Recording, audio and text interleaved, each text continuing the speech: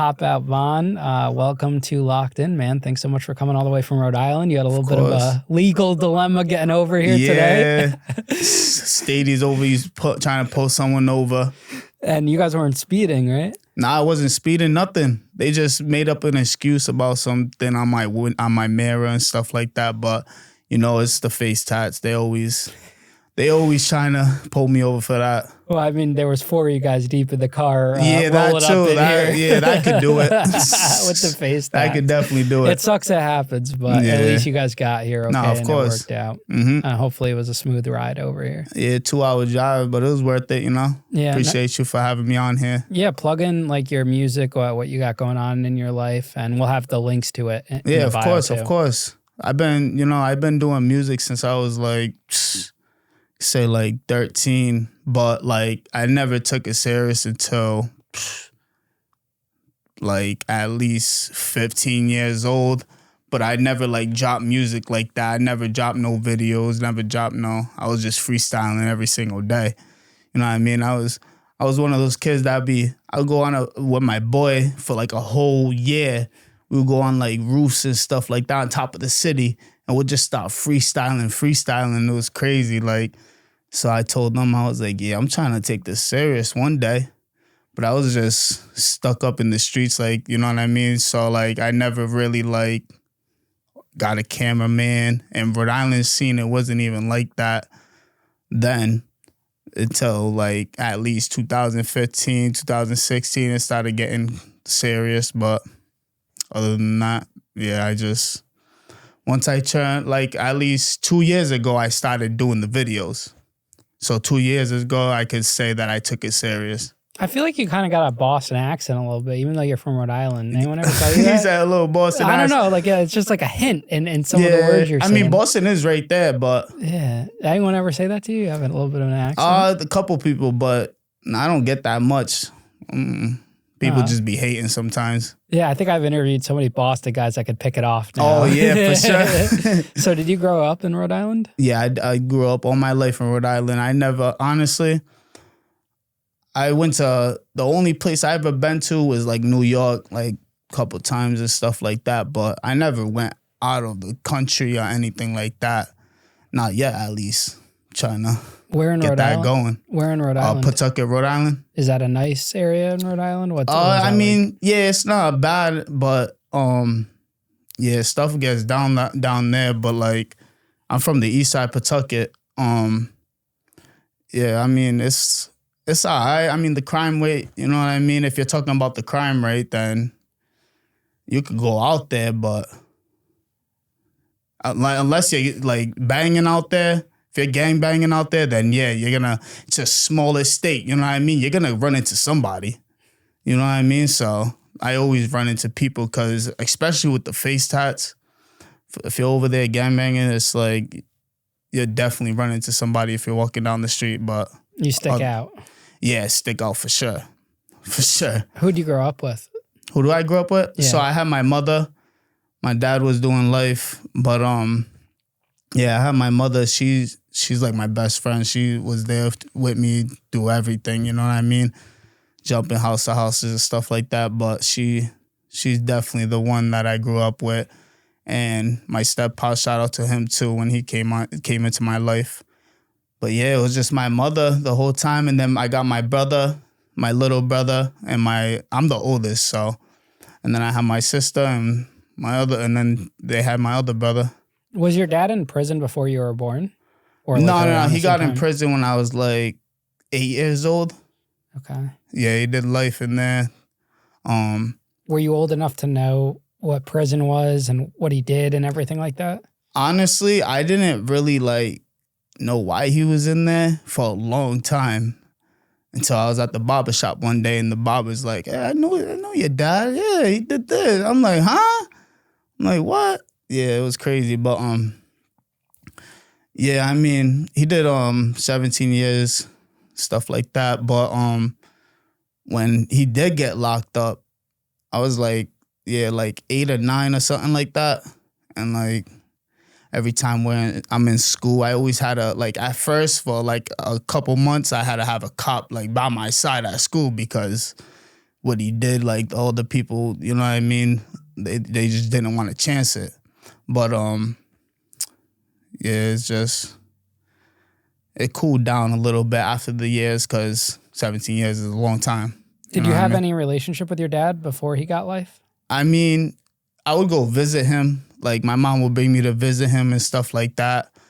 And when I got older, I comprehended he's locked up, you know what I mean? That's my dad, so I gotta go visit him, try to get a connection. So yeah, I would visit him here and there. And then he got out, and we don't really talk much like that, but you know, it's still my pops. But now tell us about your mom. What did she do for work? Where'd she come from? What's like your background? So yeah, when he did that, like she was a single parent for like a long time. So like she had it rough a little bit, but everybody goes through things like that. But yeah, she was a good mother though. She always made sure I had something to eat. Even when I was homeless, like she always made sure I had something to eat and stuff like that. She made it through. She was working, and I was with my grandmother in the Heights, and yeah, she made it work out. You know what I mean? That's like my best friend. She was always there. Would you say you guys struggled for money? I mean, yeah. I mean, she was on welfare, so like we struggled. But the thing is, like, she always made it work, like every time. Like, but recently, like, we was homeless and stuff like that. But you know, everybody goes through things like that. But how would people describe you as a kid? Like your childhood best friend or even your siblings? What would they say you were as a kid? I mean, if you're talking about like my teenage years, honestly, I was just always in training school. Like every time I got out for a week, I'll go right back in because I was inside the streets. You know what I mean? Like I was outside kid. I wasn't like these new kids in these generations playing video games and stuff like that. I was just always outside, like by Jenks, like the school that I grew up at. With all my friends, we'd be like 20 deep, just every single day, 12 years old, over there drinking, just partying, just chilling, you know what I mean? Like, with a lot of people, man, like, but I was just outside every day. It's just, honestly, that's why every time I went into training school and then I got out the next day, it's like, damn, I'm free again. And then next week later, I'm locked up again. And I'm like, damn, I'm locked up again. It's like... Now, training school, you called juvenile detention? Or that's what they call it in Rhode Yeah, Island? yeah. Okay. Yeah, training school is juvenile detention. Yep. When was the first time you got locked up? And what did you do? So the first time I was locked up was like, I think 15 or 14, something like that. But so I got a high-speed chase with one of my brothers, and we had this stolen car for like a whole month, like literally a whole month, just driving around like it's my car. And we was just going through like Cumberland over here and robbing all these stores, just trying to just getting by and stuff like that. And one day this cop, I'm driving down the street, and then my boy's like, yo, there's a cop right there. I'm like, fuck. I'm like, all right. So I acted normal. And I'm 15 years old. You know what I mean? He's seeing a little-ass kid driving a car. And that's when I didn't have face tats or nothing like that. And so when I drove past him, he just pulled his lights on real quick. And then I stopped real quick to let him, like, slow down. And then I sped up. Just started drifting the whole neighborhood, just having mad fun with it. Because I was a little kid, so I was just having mad fun. Drifting on him, dipping on him. And then at one point, we lost him. And then when we lost him, he caught back up. And when he caught back up, I was like, yeah, we're going to have to go on foot. So my boy has a warrant. My other boy's in the back screaming, you know what I mean? Like, bro, slow down. And then, so boom, I drive in the backyard. Once I drove in the backyard, we start running on foot. I'm running through thorn bushes and stuff like that. I'm like, and then I go in the shed. I'm hiding in the shed. And then I was like, you know what? I'm just going to training school again. You know what I mean? It ain't nothing serious. So boom, I hopped out the shed, start walking down the street. And my grandmother like lived like across the street. And so I'm like, the cop like one cop goes by, and then another cop goes by, and I'm like, I'm good. I'm dirty. I'm looking like I just came out the woods, and there's really mad woods around us. So boom, it took that last cop to pull me over. He's like, what are you doing? I know you was in a high-speed chase. I said, huh? I don't know what you're talking about, officer. I'm just going back to Pawtucket. And then he's like, nah, look at your clothes.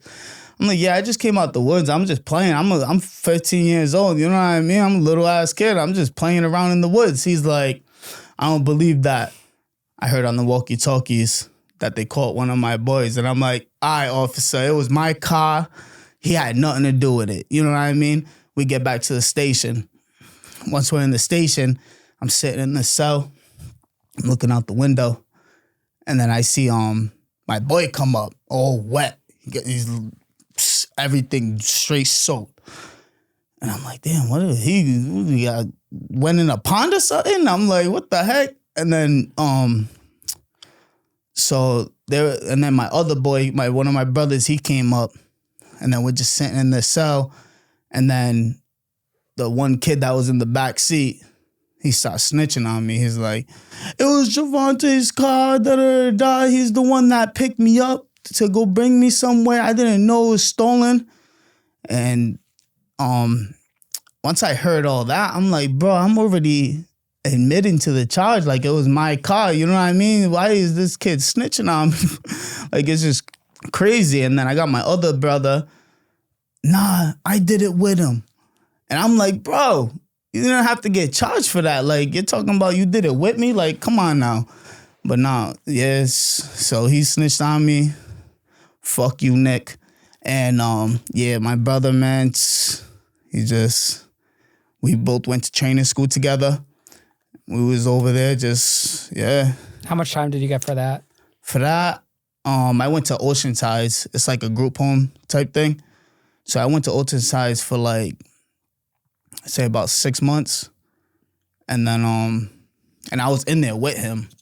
Like, I did like 4 months in training school. And then the last, 3 months I did or something like that in Oceanside. So I did 4 months in trainee and then 3 months inside of Oceansides. How were you done with high school? Did you drop out at that point? Did you get kicked out? Or would you just get out of juvenile and then go back to your high school? Yeah, so high school, like, I was in high school, but I was so, like, addicted to being, like, out there, like, chilling with my brothers and stuff like that I always just left. You know what I mean? But, yeah, I made it to 12th grade, but the reason why I made it to 12th grade is because training school. So when I was in regular school, all the teachers and stuff like that, they just knew that I always left and stuff like that, and didn't, like, show that I didn't want to be there. But every time I did try, they would be like, oh, you know, I don't think this is looking good for you. I'm like, huh? I'm like, you're supposed to teach me. And then they just looked down on me. So I just quit that. And then when I went to training school, like, they actually tried to help you. You know, they didn't look at you some certain way. You got all the kids, because, like, I was always with a big group of kids and I couldn't be with a big group because I always got into a little something with somebody. So when I went to training school, it was just a little class, you know what I mean? And, like, kids just like me, that's always, you know? And then, so I got all my credits up. When I got all my credits up in training school, once I got out, they're like, oh, you could pass next year. I'm like, what? I'm like, word, all right. So I'm over here actually trying to, like, do the work and stuff like that, but my head's just always something's going through my head all the time out there. So it's just, and then the last time I was in training school, I was really 18 years old in training school. And I was supposed to be in the ACI, but the thing is, I ran away from Oceansides. I waited until because they cut my passes because I got locked up with one of my brothers for doing some stupid shit. And once I got locked up, they cut your passes for 2 weeks. So I'm like, damn, I'm sitting there inside my room. I'm like, everybody's out right now. I'm just sitting here with no passes. I'm sick. I'm like, damn. So it was a big-ass snowstorm one day. Once the snowstorm came, I was like, all right. And the staff, they come around like every half hour. So when he came around, boom, I'm pretending I'm sleeping. And then he shut my door. I put my Tupac hoodie on. Boom, put the Tupac hoodie on. Grabbed like 2 other hoodies, put them under. Grabbed like 5 pairs of socks. Grabbed like 3 pairs of sweatpants, some Champion sweatpants. I grabbed my MP3, put my headphones on, went right out the window. Boop, big ass snow. I'm like, damn, I'm about to walk this from Narragansett all the way to Pawtucket. I'm like, shit, this is crazy. I'm like, whatever.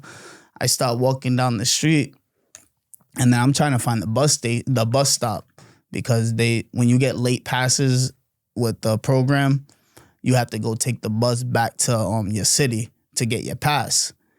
And I always got late passes, so I knew where the bus stop was. So boom, I went to the bus stop. I'm sitting there. I missed the last bus. I was heated. So once I was sitting there, I missed the last bus.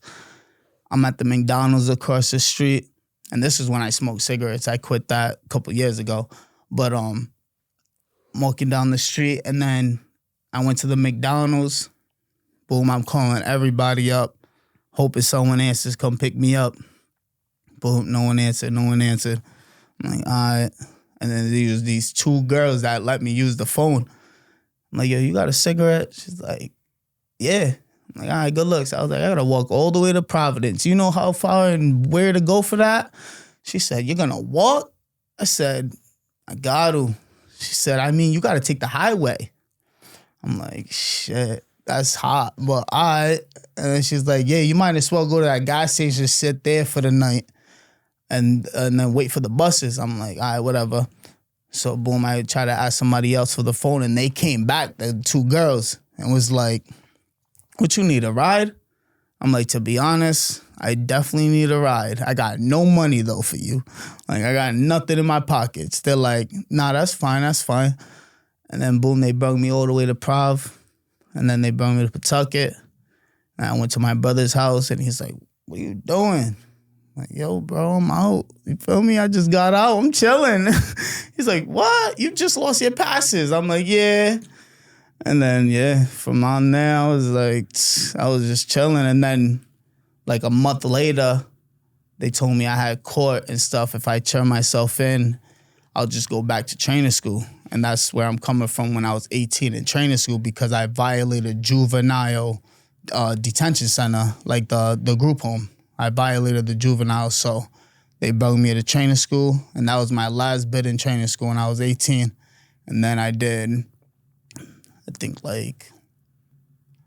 like five months for that, for running away and stuff. Got out and started my ACI bids. Now, did you aspire to be like your dad? Like, did you think him being in prison was cool and like, you know, like the street rep or? I mean, yeah, at a point, but it's like, damn, I don't want to be like him. You know what I mean? When I was younger, definitely, I was like, man, my pops is locked up. I mean, ain't nothing. I'm over here doing juvenile bids. But at the same time, I was like, damn, I ain't trying to be like him. You know what I mean? Like, I'm trying to actually change my life in a different type of way. But didn't end up like that. And I just got into trouble. But I slowed down a little bit now. Now I'm slowed down. I got 2 kids right now, full-time dad, so it's like... Did you want to go to college or anything? I know you said you were passionate about music, but... I always wanted to, like, do something in school. I'm trying to go back to GED and stuff like that. Once I seen my brother graduate his college, I was like, damn, I'm trying to go to college. Like, this is crazy, but, you know, I got to go through a whole bunch of steps to even go back to college. Now Trump's president, so he's stopping all that education stuff. Whatever he's stopping, but... Well, he's not stopping education. Well, not the education, but the free, to get into college for free. That's what I heard, at least. I'm not sure on that. You might want to fact check that, but I know it's more just like the federal level. Oh, right. He wants to shut down the Department of Education. Yeah. It's different. There's still going to be, education in the States. People still, all right. Yeah, he's still passionate about Yeah, people definitely got to look into that then. Yeah, definitely check that out. For sure. And there's a lot of programs out there for incarcerated or ex-incarcerated individuals, and resources out there for you to check out. All right. So how did your mom feel about you getting into trouble as a kid? Were your siblings getting into trouble, or were you like the black sheep? I mean, my mom, like, she's always by my side and stuff like that. She always like, oh, this is my son. Like, I gotta, you know what I mean? So, like, when I got into trouble, she'll be mad. Like, she'll be like, oh, she'll be crying and stuff like that.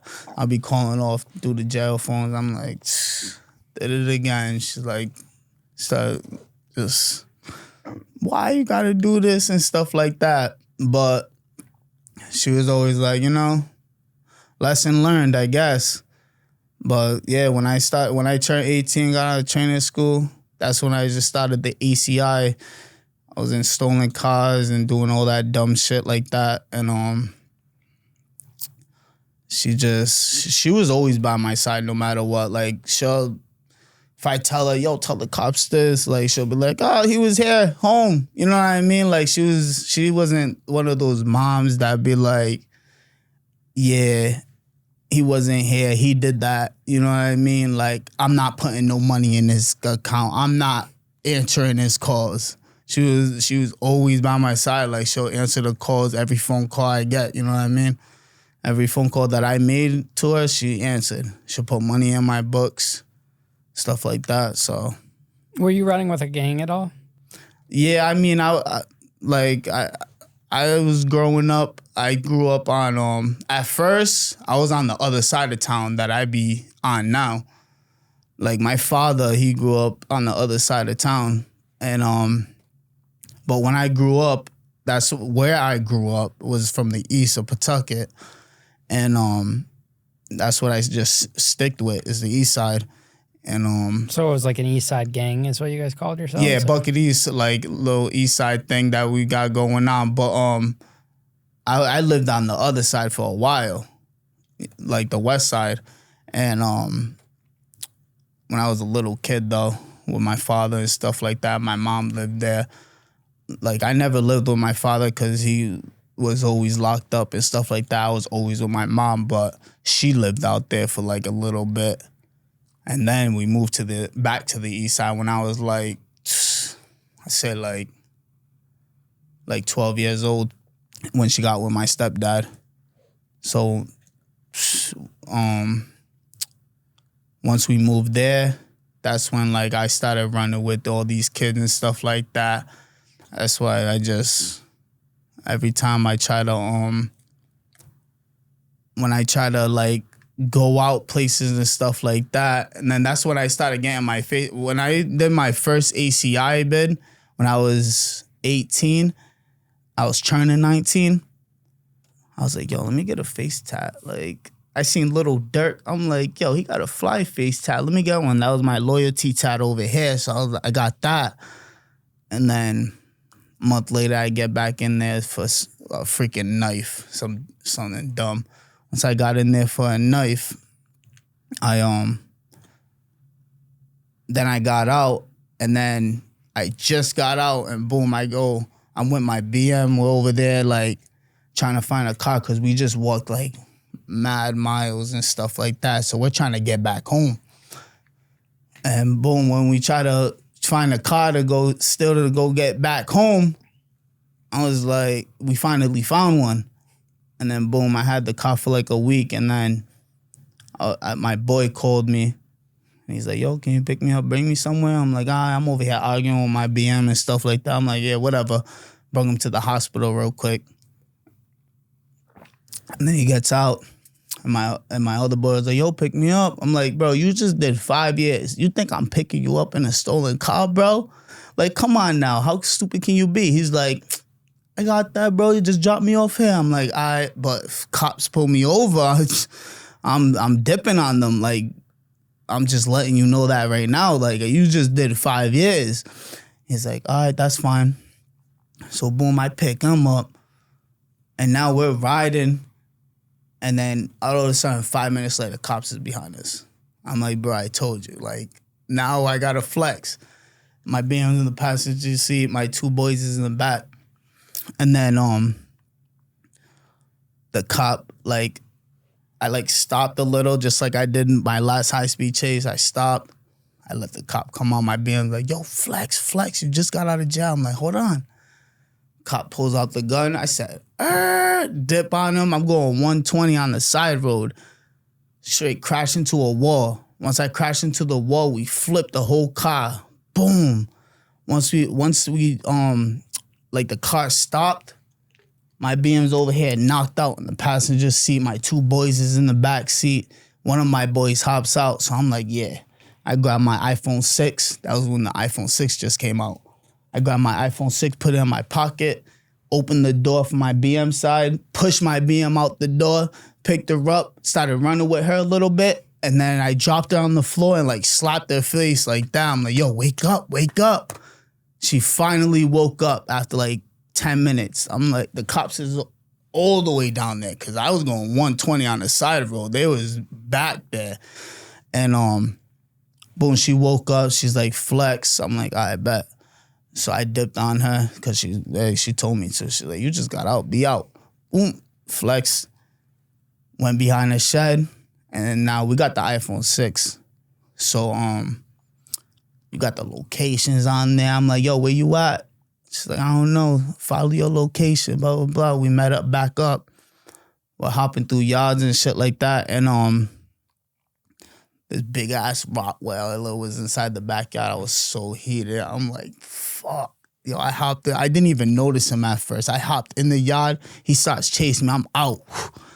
And I'm used to running from the dogs, though, because in my neighborhood, like right over there, there used to be these dogs that always got out the fence, and I always had to go to school running from them, hopping on cars and stuff like that.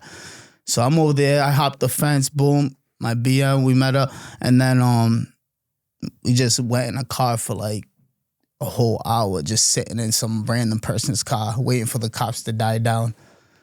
And I'm like, you know who I could call? My mother. Boom, call my mother, pick me up. She came, went to come pick me up. Cop stopped her. She's like, I'm going to get medications, blah, blah, blah. So boom, she picked me up, and I found out, I met my boy that was in the back seat. He's like, yo, Tyler's snitching on you, bro. I'm like, huh? He's like, I went back to the scene. I heard everything. He's over there telling your girl's name, your name. I'm like, what? I'm like, bet. So now I'm thinking I'm on the run the whole time. And I'm sleeping in a hotel just for like 2 weeks. Literally like, and then once I got bagged up again for some little petty stuff, it was like, I forgot what it was. I think it was a knife again. I had a big knife on me. And the cop, oh yeah, it was. But when we was at Sunoco, the cop pulls me over there. And he was like, oh, a robbery happened down the street. I was like, what? I was like, what you mean? That wasn't me. He's like, oh, it happened with a gun. So you got a gun on you? I'm with my BM and my 2 brothers. I'm like, we got no guns on us, officer. I just got a knife on me. He's like, oh, all right, it didn't happen with a knife. I'm like, all right, bet. Pulls out the knife, some big-ass machete. He's like, this is pretty big knife over here. He's like, I was like, hey, it didn't happen with a knife, right? So, right, he's like, all right, you're getting locked up for this. Boom, locked me up. And then I went to jail for 40 days for that. And this is the first time I paid for a lawyer. Like, I never paid for a lawyer for any of my charges. The first time I pay for a lawyer, I get 40 days for a little knife. Well, big knife. So did they realize that you were on the run for the other situation at that point? That's what I'm getting at right now. So, right, I'm in there. I'm doing the 40 days, and I go to seg because I just jumped in some fight for my boy. Seen him getting jumped, and I jumped in, banged the other dude, and boom, I'm in seg. I'm chilling. It was K mod at the time because now it's H mod. They call it hell mod and seg, but K mod is some little block. It's the quarantine block now because of all COVID and stuff like that. They had to change it up, but I was in K mod. And I'm sitting in there for like 40 days, and they were like, "Oh, you got caught. This is supposed to be my last day. I'm supposed to get out." I'm like, "Oh, I'm getting out tomorrow. Fuck seg." You know what I mean? I'm in there for 21 days for fighting this kid, and it's literally my last day, and I'm about to get out. I'm souped, and then they called me for court the next morning. I'm like, "Why am I going to court?" They're like, "I don't know. You just got caught." I'm like, "I'm getting out tomorrow. That's what I'm trying to do. I'm getting out. Am I getting out of court? I'll be super on that right now." And then, I go to court. Judge is like, damaging property, stolen motor vehicle, eluding the police. And I'm like, they gave me his whole statement. I was heated. I'm sitting in that cell. They gave me 6 more months. So I did the 6 months plus the 40 days, and I'm still in seg. I'm like, damn, I'm supposed to get out. Now I'm sick. I'm just sitting there like, fuck. And then, boom. So when you get sentenced, you go to another building, like medium or minimum or max, stuff like that. If you fight a lot and you don't got like a serious charge, you'll go to max. That's if you fight a lot and stuff like that. But if you get in trouble a little bit or whatever, you go to medium, and then minimum is like the lowest one, which is the most freedomist one. Like you go on the work crew, go on the highway and stuff like that. But I went to medium and did that whole entire 6 months, and I was heated, bro, because if you never said nothing, I would have been out that day. Like, that's how it always goes. Now, why the knife? Why did you need a knife that big? Did you consider yourself like a violent person? Did you ever use it, or is it just another part of the image? Yeah, I mean, so me and my brothers, we just got pulled up on that day by the kids from the other side and stuff like that. But so we just went back home, got it, and then we just went to this party. When we went to this party, we left that party, and that's when that happened. My boy was hungry. He's like, "Yeah, we need to stop at this store." I'm like, "Bro, we're going home, bro. You feel me? Like, we ain't doing this right now." He's like, "No, I'm hungry." So boom, we stopped there, and that's when the cop pulled up. Now, you kept saying the words BM, and for those that don't know, that means baby mother. Yeah, baby mother, my kid's mother. How old were you when you had a kid? So I was 19 when I had my first kid. How do you feel about that, looking back on it? That you brought in the kid into the world at that age, and you were doing what you were doing at that time. I mean, I was souped I had a kid, but at the same time, I wasn't in the right state of mind in my life to be having a kid yet. So, like, it's a lot of responsibility. Yeah, it's like, jeez, I should be having my own house right now if I have a kid and stuff like that. But, I made it through. I made it work and stuff like that. But at the time, like, them times, like, we was young. Like, I dated my BM when I was young and stuff like that. But, yeah, it's just, at the time, I didn't really, like, think about, like, damn, I should have this kid. We didn't plan it, but it's like, it happens. It is what it is. Yeah, it happens. Now, tell us about those 6 months at that medium, what that was like, what was going on, some, war stories. Yeah, so, like, that 6 months, I went to seg twice those months, and before I went to medium security. So I was in intake where they put you first. And I'm sitting in intake, and intake's like the worst place to be. Like, you're trying to move so you get some socks. Like, if you don't got family that's putting money in your books, if you don't got boys inside of there that's looking out for you, You don't got no bread, you're going to have to hustle. If you don't know how to hustle, you're just down bad. You ain't got no slippers to go in the showers with. You ain't got no snacks. You ain't got nothing like that. You're hurting. So at that time in my life, I was dating my BM and stuff like that. And like I was going through it mentally. Like Rhode Island jail is like, it ain't nothing like that.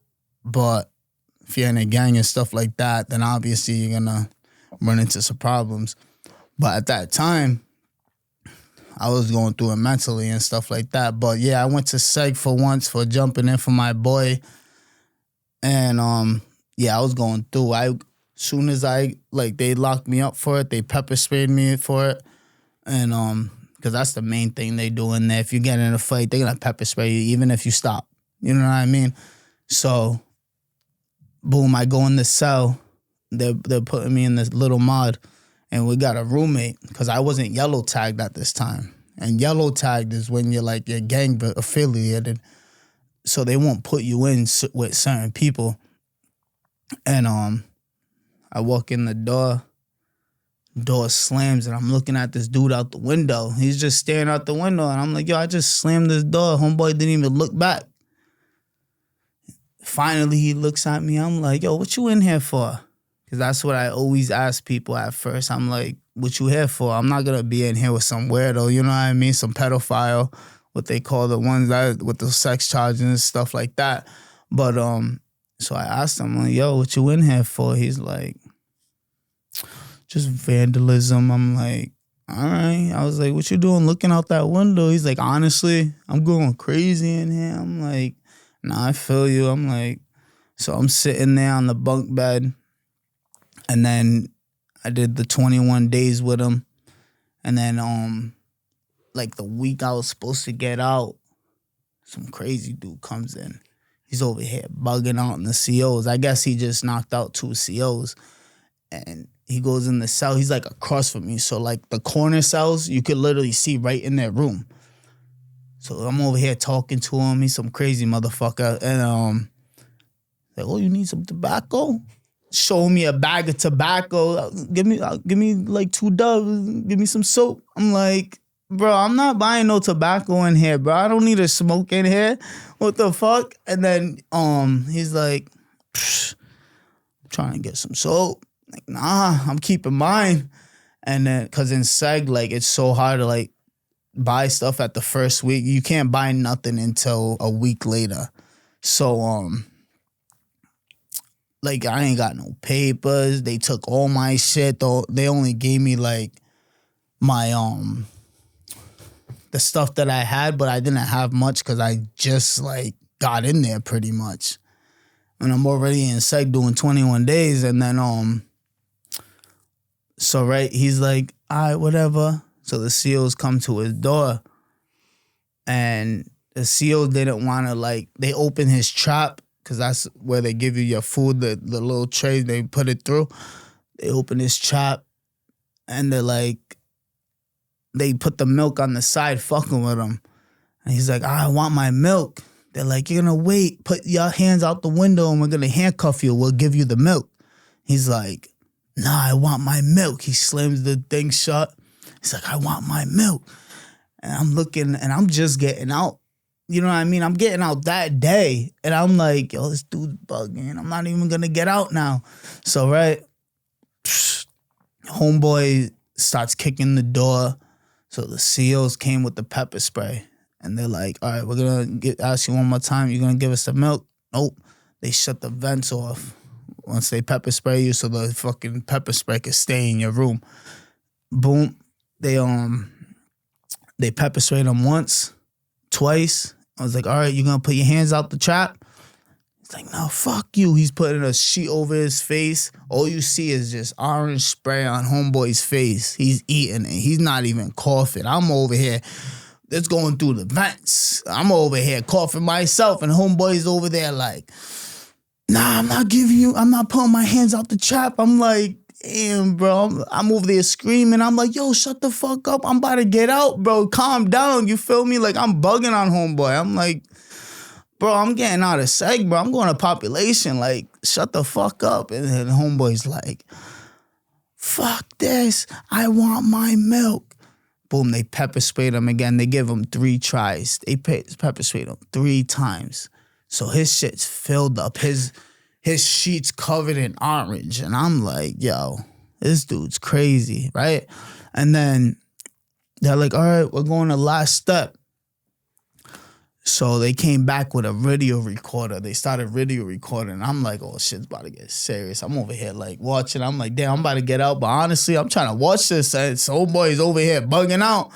So, right, they come in with these like riots, like the riot shields and like mad gear. Like it was a straight movie. Like I did not know that shit was like real out here in Rhode Island. I'm looking at this dude. I'm like, damn, like 5 of them's all riot shield up. They go lined up at his door one by one. And then they're looking at him, they're like, all right, are you gonna put your hands out so we can put the handcuffs on you and we'll give you your milk? He said, fuck you. I'm like, oh my God.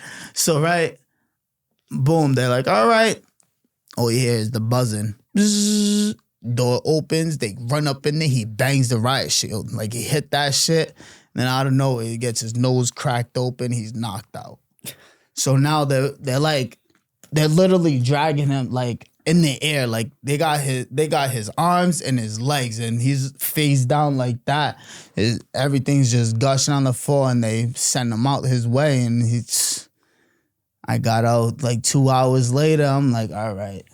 Like, I was souped I was out, but I was like, damn, that dude's crazy. Like, now, were there a lot of gangs inside the prison there, or is it just like... Yeah, I mean, mostly everybody be, like, banging something that's over there from Rhode Island, but, like, there was a lot of, like, drug heads, you know what I mean? Getting methadone at the line, like, over there, getting Suboxones. Like, they'll say, I guess they'll be like, oh, I'm on some dope, da-da-da-da, I need something to relax me. So you get Suboxone, stuff like that. But there was mostly, like, people in there, like, that I was in there with, was mostly in there for domestics. Like, so many people, like, the whole mod was filled with domestics. And I'm like, sheesh. And how are those people treated? I mean, they're, like... Nothing really like happened with them, but the people that would be like having those crazy charges. So you get papers every month, and the papers from the counselor shows your charges. So if you look like a weirdo, you know what I'm saying? Like you're in there for some crazy shit, people are gonna test you. They're gonna be like, yo, what you in here for? And if you don't show those papers that month, then you're in here for some crazy shit that you don't want to show. Shit, I had my papers ready just in case anybody tried to ask me, even though no one stepped up to my side because I got the face tats and stuff like that, so people didn't really look at me like some weirdo. But, so, right, I had a couple roommates that was on that time, like, for little kids and stuff like that, and I never knew. So I'm in here with some white dude, and everybody's asking him, yo, let me see your papers at the end of the month. Let me see them papers. And I asked him when he first came in, I'm like, yo, what you in here for? He said, I forgot what he said, but he's like, nothing crazy. I'm like, all right. So I'm over there doing the whole bit, and then the month came. I'm like, yo, I'm gonna need to see them papers, bro, because I'm not trying to be in no cell with some weirdo. Like, so that month came. When that month came, he flushed it down the toilet, the papers. And I'm like, bro, are you serious? You know everybody trying to see that shit? He's like, yeah, I didn't think you guys were serious about it. So I just threw it in the toilet. I don't need it. I'm like, bro, I bet. I'm like, yo, what the fuck are you really in here for? He said, let me talk to you. We'll go back to our cell. I said, bet, say that. Yo, we go back to our cell. He's like, honestly, I did not know she was underage. Like, she was at the park. We was having sex, and like I was like, yo, hold on. I was like, yo, you fucking serious right now? He's like, yeah, I just didn't know she was underage. I'm like, all right, here's the deal. I'm like, I need your snacks every Tuesday. I was like, yo, I won't tell nobody, right?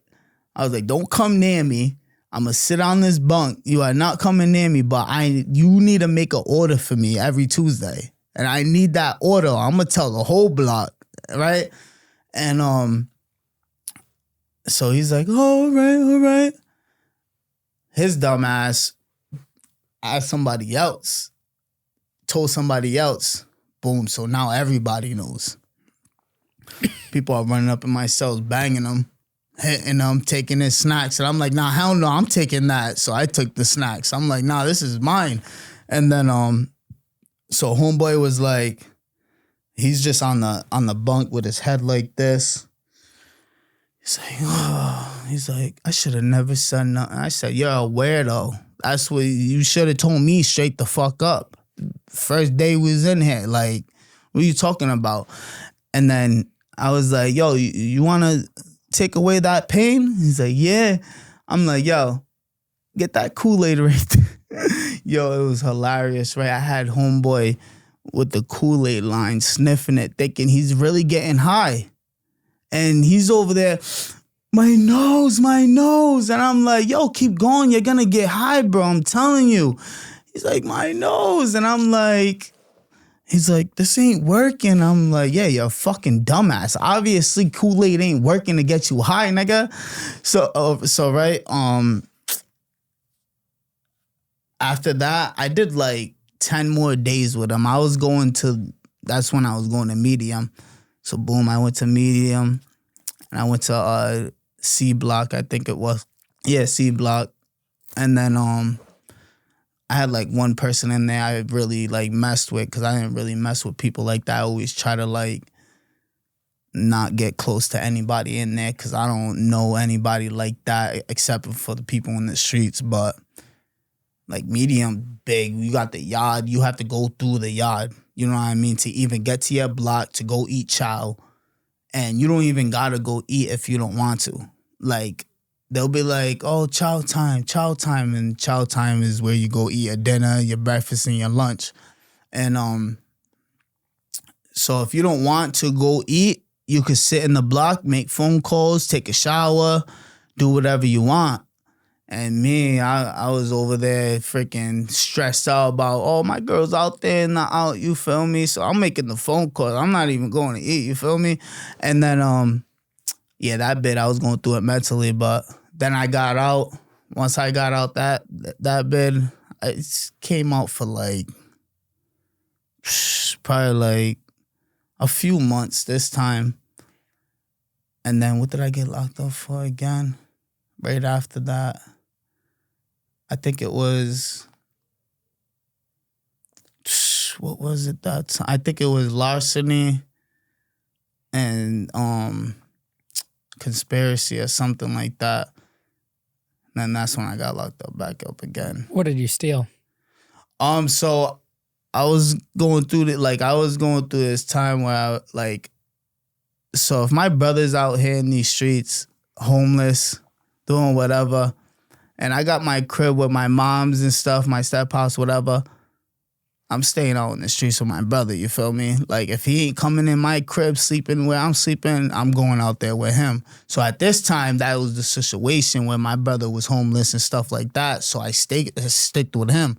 And so we're out there running through cars and stuff like that, and I found a cop's car, and my dumb ass stole the badge and stuff like that. I was trying to find the guns.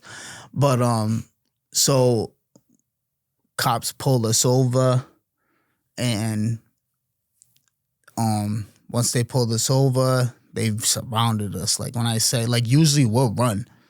Like, we'll run from all the cops. Like I was fast when I was younger, and I did boxing too. So like, I had a lot of energy in me, except for like smoking weed and stuff like that. That's what fucked me up in boxing. Like, I'm mad that I smoked, because I would have been probably on the Mike Tyson wave right now. For real. So, right? Boom, cops surround us. And supposedly, we went through like 4 cop cars we didn't even know. And we're over there going through the cars just to get a couple bucks to go eat. You feel me? Like, because like usually like, we'll go rob stores and stuff like that. Go rob like drug dealers or something like that. But this time we had no licks. Like we'll wake up, go to Jenks, who we robbing? And that's what I regret in my life because now I'm just a straight hustler. Like I just hustle. But then it's like, damn man, like who we getting today? That's where I had most problems with too, like robbing everybody, even on that lived 2 minutes away from me. You know what I mean? And so boom, this time we're just going through the whips because we got a lot of shit when we went through whips, like retards. And that's when I got locked up again. And it's like, but I got out that time early on 3 years suspended and 3 years probation. So probation I was on for a long time. Like probation was horrible. I hated probation because anything you'll just violate. So I just kept going back and stuff like that. But why do you think you wanted to steal? Like, why do you think you didn't want to honestly work a regular job I think or just anything? Like when I was going through it, yeah. But the thing is, it's mostly because the drill, whatever you call that. The thrill. Yeah, the thrill. The adrenaline, yeah. Yep. So, like, I loved it. Like, I loved fighting because the boxing made me love fighting even more. Like, when I did boxing, like, that just teach me how to fight even more. And my brothers right now, like, I fought all my brothers. Everyone I chill with, I fought all of them. Any day. Like back then when we used to chill at Jenks all the time, we always went head up just to learn how to fight. And yeah, it was just fun to me, to be honest. And like I regret it because like, damn, I got all these charges now. I can't do what I want to actually do in life. But do you wish you stuck with boxing to keep you on track? Oh yeah. Give you a hobby? If I stuck to boxing, man, I was a monster at that. I was killing it. If I stuck to that, right, I would have been chilling right now, making money off of it. But yeah, the streets just got to me. Like, it was just too much fun. I was like, Pawtucket, like, it's like we ran Pawtucket. Like, we did whatever we want. Like, we had this place that we was robbing cars from. I'm picking up girl. Like, I'm like 15 years old picking up a girl in a brand new Nissan Pusher Stop. She's like, what the fuck? And like I'm chilling, and I remember this one time when I got locked up. It was for what the hell was it for? Oh, it was for my gun charge, and when the cops pulled me over, I'm off these Xan pills, and I'm all fucked up. This is the first time I ever got back for even having a gun, and I'm in an all tinted out whip. All black. They cannot see through that. And boom, the kid that snitched on me, this kid Tyler, he for that car crash and stuff like that, I was messing with his girl. And like I'm talking to his girl for like 2 days. And when I talked to his girl for like 2 days, I got locked up 2 days later, and I'm in the cell. I'm like, damn, I was off the Xan because I had 3 Xanny bars on me, and the cop pulled us over. I'm like, fuck, I'm not going to jail for drugs and a gun. So I ate the Xanny bars. I wasn't supposed to. I was going to go sell them. And then once the cop came to the door, I'm over there like, that's why on Google it says I was looking all nervous and stuff like that.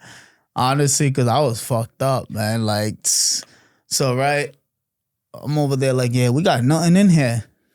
He's like, all right, we're just going to search you. I'm like, sheesh, all right. I'm calling my lawyer. I was like, you can't search me. Let me call my lawyer. He's like, get out the car. Drive me out the car. I'm like, yo, I'm not going to lie. I got a gun in my pocket. Boom. So, yeah, he arrested me. And then I don't remember nothing in court because I just took those bars. So I went to court, went to the ACI, woke up in the ACI, hated. I'm like, damn. All I remember is getting pulled over that day. And so, right, I'm in there so mad at myself. I'm like, did it again. And then, like, 2 days later, I get a visit. I'm like, yo, who knows I'm locked up? I'm like, it's definitely my mom. She's always keeping track on me. You know what I mean? Like, if I don't answer her, she's calling the police station. So I'm like, damn, it's definitely my mom. I'm looking for my mom in the whole visit area.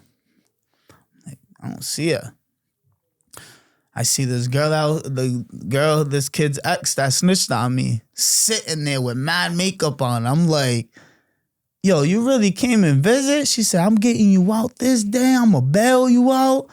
You could live with me. I'm like, damn, all right. I'm chilling. So, right. She bailed, and my mom, she was with my mom's, my sis, and like one of my boys and stuff. And I was getting out. I was in there with my boy. We was in the same mod together. We was chilling. And he just caught bail the same as that time I caught bail. So we're walking out together, souped up. And then, yeah, man, I lived at her house for like 2 days and then just left there. And then this time, my mom was homeless and stuff like that. She was going through it. So I was just in the streets, just honestly, just trying to make money, just freaking sleeping outside. Like, yeah, it was rough then, but then I was sleeping in this stolen car, and I had a stolen car because I was like, fuck it, let me get one real quick. Let me sleep up in here in these projects near my house. Near my old house, North Bend projects, like, that's where you bring any kind of car, that's whatever, no cops is in there at all. So I'm sleeping in there for like a month. And then boom, I got pulled up just that one time. I'm like, fuck. Got locked up again. And this is like recent, but not recent. This was like, because I haven't been locked up for like 3 years now. Because I've been doing my father time. You know what I mean? I went to the streets to become a full-time father, single father. So like 4 years ago, this is the last time, 3 years ago, this is the last time I was locked up. And got locked up for sleeping in that car. And then that was the bit that just, I ain't have nobody pretty much. I had my brother throwing money in my account, my mom's throwing money, but that was when I was in A block. And when I was in A block, they were selling these kids was selling all these pills and stuff like that in Suboxone. So I had a roommate that was selling the Suboxone. I'm like, all right. And the way he said that he took the Suboxone, he got it prescribed to him, and he had dentures. So he would make his mouth so dried up, and he would go get the Suboxone and put it under his denture. And then lift his tongue out. Oh, I did it. And then boom, walk away. And then he's like, yo, look, I got the strip. I'm like, then one little strip of Suboxone was $40. Yeah, that shit gets expensive. Yeah. So, right, he did it and sold it. And because he had his boy doing it at the same time that did it, but would give it to him to sell for him to give him a couple snacks. So I'm over there, I'm like, damn, that's disgusting. But all right, do your thing, bro. I'll help you sell that, bitch. So we're in there, selling Suboxone and stuff, little ass strips, a little piece. And one time, homeboy, he's like, you want to do something? I was like, I mean, I'll put one under my tongue. I'll try it out, see what it is, I guess. But I ain't trying to do that shit. He's like, nah, just doing one. I'm like, yeah, whatever. So I put a little piece under my tongue. I was fucked up, man. I was puking in the cell. Never again. I'm like, yeah, I'm good. Homeboy, right? The way he did it, this motherfucker grabbed the toothpaste, the little toothpaste. He took the cap off. Once he took the cap off, he filled the cap with water. And the little cap, filled it up with water. He put the Suboxone, a little strip in it. And he grabbed the pen, these little rubber pens that we had, and he started mixing it inside the cap. And he'll sniff it. So when he sniffed it, He's like, bro, this is way better. I'm like, bro, I don't even like this shit. I'm over here puking every single day. I'm good. I don't want that. He's like, bro, they get you by. I'm like, yeah, I'm good. So, right, the whole block gets raided. So I'm over here taking a piss in the toilet. I'm like, pissing. Out of nowhere, I hear the doors slam. That's when either a new inmate just came in or the CO just coming in for something. So I look out the door. I'm like, who's new? And like, I always try to catch the person before they come in so they don't catch me first. And then I'm like, who's new? I look out. Mad CO's coming. I'm like, damn, we're getting raided. I told my boy, he started eating the Suboxone. He's like, I'm not getting caught by this. So, right, they open the doors. All you hear is doop, doop, doop, doop, doop. All the doors start opening. They're like, drug tests. And, bro, I was only in there for like 5 days. Like, this is time I just got in. I was in there for 5 days. And I'm like, bro, I'm going to fail for weed anyways. Like, I'm about to fail for bud. I'm about to fail for this Suboxone that homeboy just like, yo, try it. I'm over here puking on it. And then I'm like, fuck. So, right, they're like, oh, you got 2 hours to pee, telling everybody. And, like, I just took a piss. So, like, I'm like, yo, I'm going to fail anyways. And they're not looking for Suboxone. They were looking for these things called J's, whatever the hell it was. It was some other pills that they were all selling in that mod. So I was Gucci. I'm like, I'm gonna be good. I'm not going to psych. And then once they was like, yeah, you got 2 hours. Here's 1 cup. You get 1 cup of water. Like, all right, chug that cup. I'm over here hitting myself like this in the stomach. I'm like, yo, piss. I'm not going to psych again, right? And then that 2 hours came up. I really couldn't piss, bro. I was heated. So, boom, they brought me to seg. And then this is when it was an H block, hell mod. That's what they call it.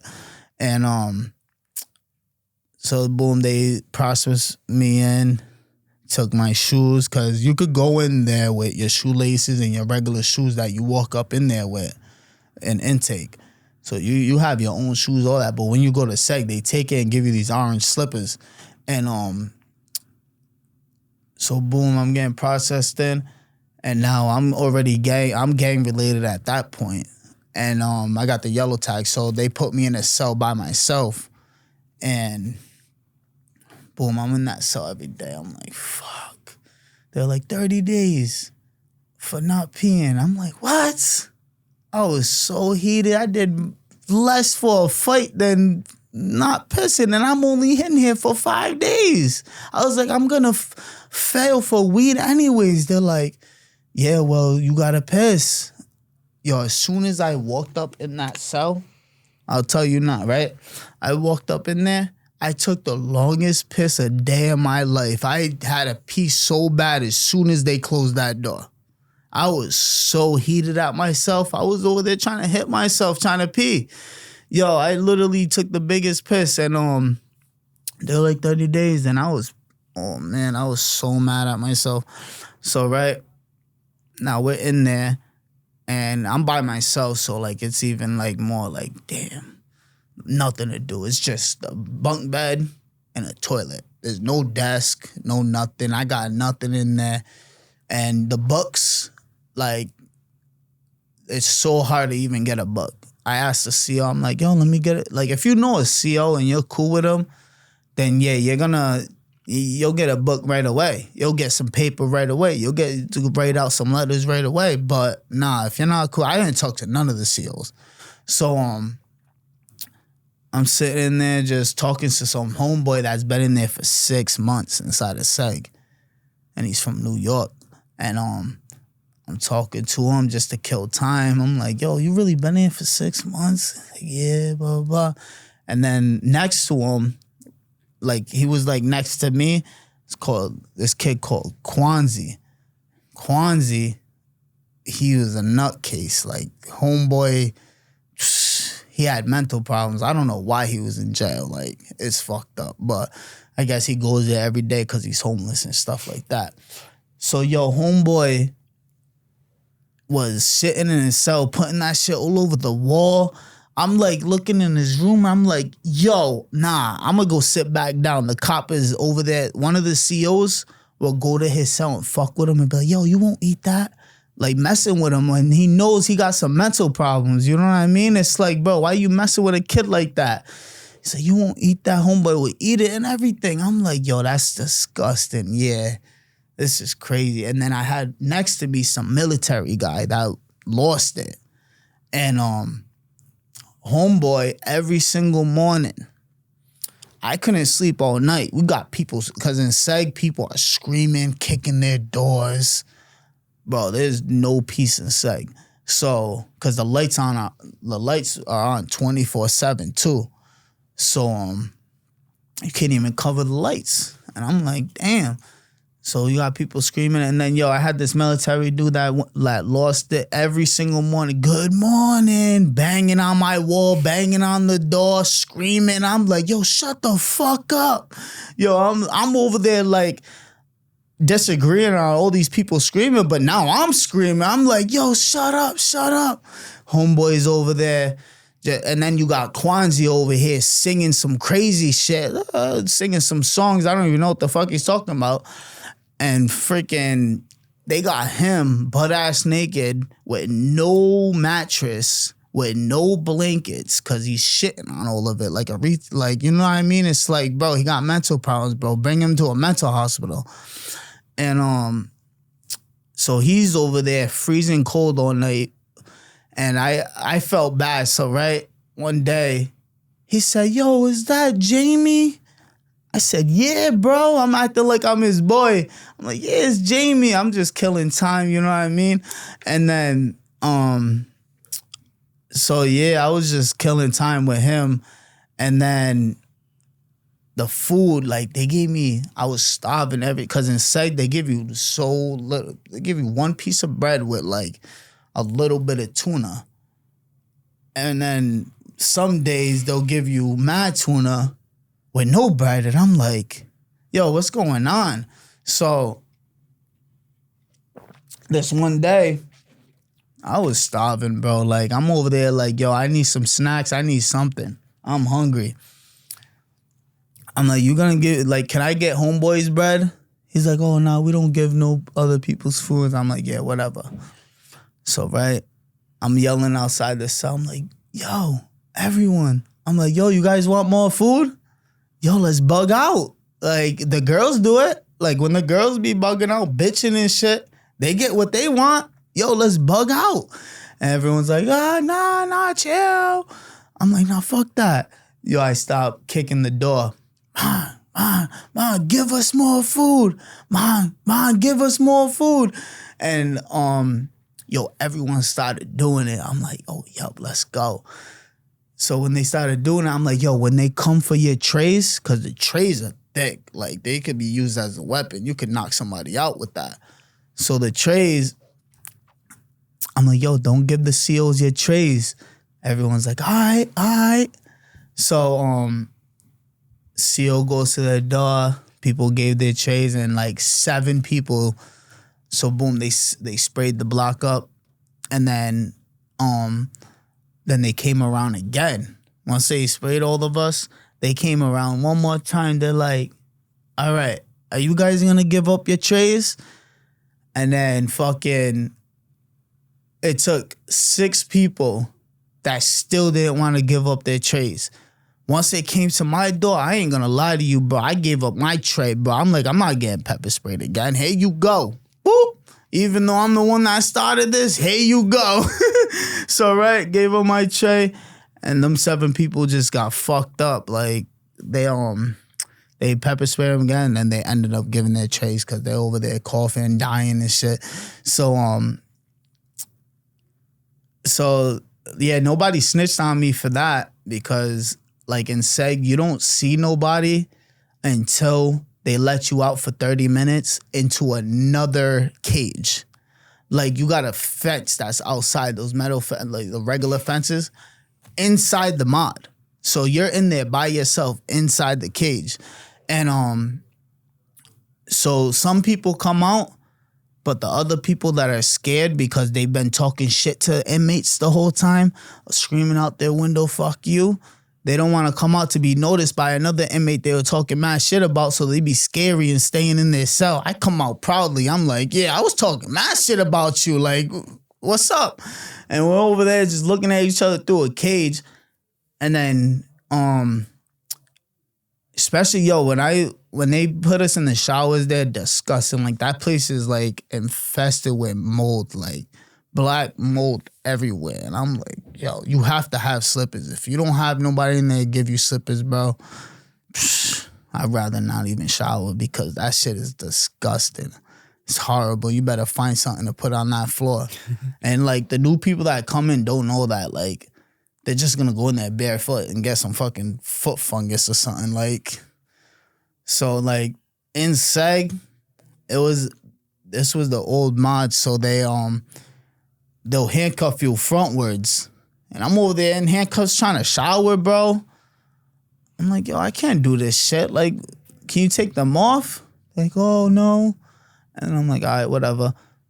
So you get no phone calls. Now, I guess they changed the law because someone that I knew, he went to SEG, but he hung himself. I don't know how. He was a big boy. I don't get it. So he hung himself. He died in SEG and stuff like that. R.I.P. to him. But yeah, they changed like the laws in SEG in Rhode Island where like they could only put you in there for a certain amount of time. They can't keep you in there for longer than whatever it is and stuff like that. Well, it was terrible them days. I was in the old SEGs. Like, I was heated. I'm like, damn. Did you like being in prison? Like, did a part of you like it because you thought it was cool and fit the image you were going for at the time? I mean, I'm not going to lie. Like, I didn't like it. But the thing is, I thought it was like a movie to me. You know what I mean? I'm like, yo, I just made, like, if you don't make it, like, if you don't go to jail and you're like, all right, I'm in jail. Now I'm a jailbird. I'm not going to think about the out. Then you'll last in there. But if you don't think about it like that and you're just thinking about the out, you're going to go crazy. Like, people be going nuts. And it's like, I couldn't do that, bro. Like, I did that my first bid, never again. So I was like, you know what? I get locked up, then that's what it is. I'm going to just be a locked up baby and not even think about the out. Like, the phone calls is what fucks you up. The visits fucks you up. Stuff like that. Like, once you get all that every single week, you're like, damn, I need to be out. But once you don't think about it, you're hustling in there, playing spades, whatever. What changed after this last prison sentence? Yeah, so like now, after being locked up for every single week, every month, whatever it was, like I had my daughter, my other daughter. So boom. Now I'm over here having my daughter, and now I'm like, damn, I gotta change my life. And I was, I'm like, yeah, I gotta change my life. So, right? And then, like, a year later, 2 years later, because my son is about to turn 3 and my daughter is 4. So, they're, like, right there. So, I had another baby. And I have my son. I'm like, yeah, I can't be doing this. You know what I mean? And then, yeah, so when I had my kids, I got a crib and stuff like that, a house. And I was just like, yeah. And then I got off probation after the 3 years. Like, it's crazy, too, because, like, I never went to probation when I got out that last bid. Like, I did not go to the probation meetings. I did not go do nothing. So, right, after 3 years, it was my birthday. And they caught on. They're like, you haven't been here. And I'm like, nobody called. I haven't got mail. Like, what do you want me to do? Like, what the fuck? And then, right, so they're like, all right, come in. If you call any new charges within 3 years, then we have to violate you. I ain't catch no new charges, only like traffic stops and stuff like that, because I've been good for 3 years. And then, so they're like, wow, you actually been good, you know? All right, you got no more probation, you're done. Even though you didn't come for no meetings or anything like that. But I was blessed, bro. Like, I had my kids now. I'm over there, like, well, I had my daughter at that time because it was 3 years later. And then, yeah, I was blessed, man. Like, what do you do for work? How have you I'm a maintenance and stuff like that. But, yeah, I'm trying to work on that. And with this music, I'm trying to, you know, I just been trying to work every single day, trying to come up with, like, make new songs and stuff like that, because, like I said, I've been doing it for so long, and I see everybody. Now I'm seeing people from Rhode Island actually go on top of the cage and actually, because it's hard in Rhode Island. We're the smallest state, you know what I mean? And no, everyone's not even noticing us, you know? But, yeah, you just got to work hard every single day to get actually noticed, stuff like that. So I'm out here right now. How will you make sure that you don't go back to your old ways? So my kids is what's making me not go back to my old ways. I get them times I'm like, damn, man, like, I was always like, so I call myself Hop Out on for a reason, because when I was younger, I always hopped out on all my, like, people I beefed with, all my enemies. If they send the address, I'm going right to your door. You know what I mean? So I always hopped out. Boom. Boom. That's when I started calling myself Hop Out. But I never rapped at that time. I only just freestyled and stuff like that. But, so yeah, it's just, I be stuck in those ways a lot. But my kids is what keeps me out of that, you know what I mean? And I got a good supportive grandmother and grandfather that I love them to death, and they be helping me out. I got my mom, she's the best, you know what I mean? So, like, I just be trying to change my ways, because now I just think about getting money, you know what I mean? Like, before I just was I get money, but I'll just smoke or drink the money away, you know what I mean?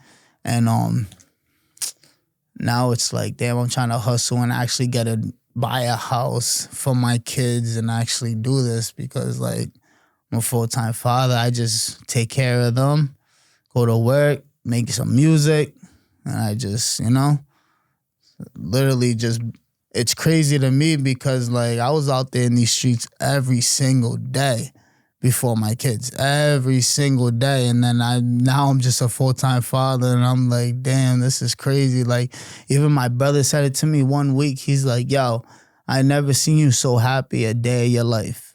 And then, like, he's like, yo, I actually see happiness inside of you now, since you've been having your kids and stuff like that. Because when we was out in the streets, we was out there struggling and stuff.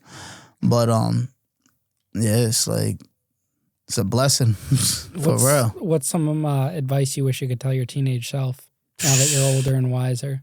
Don't catch no felonies. That's what I wish I didn't catch no felonies, because stuff that I actually want to do, like with the maintenance stuff and stuff like that, it's like, especially with the face tats too. Like, I know I got the felons, but with the face tats adding to it, it's like it doesn't work out with a lot of places. You can still get like a good job and stuff like that if you want, especially with that construction and all that. But I ain't trying to break my back all my life. I'm trying to actually, you know, relax, sitting like this while I'm getting paid. You know what I mean? And my brother's doing it. He's over there doing coding and all that stuff. Like, over there, like, with the insurance thing, he's over there. He just got out of college, and I'm like, damn, bro, I wish, like, I wish I started my life like that. It's not too late to start over, my friend. It's not too late, but it's harder, you know? Definitely harder. Yeah, I'm going to have to, especially with 2 kids trying to change and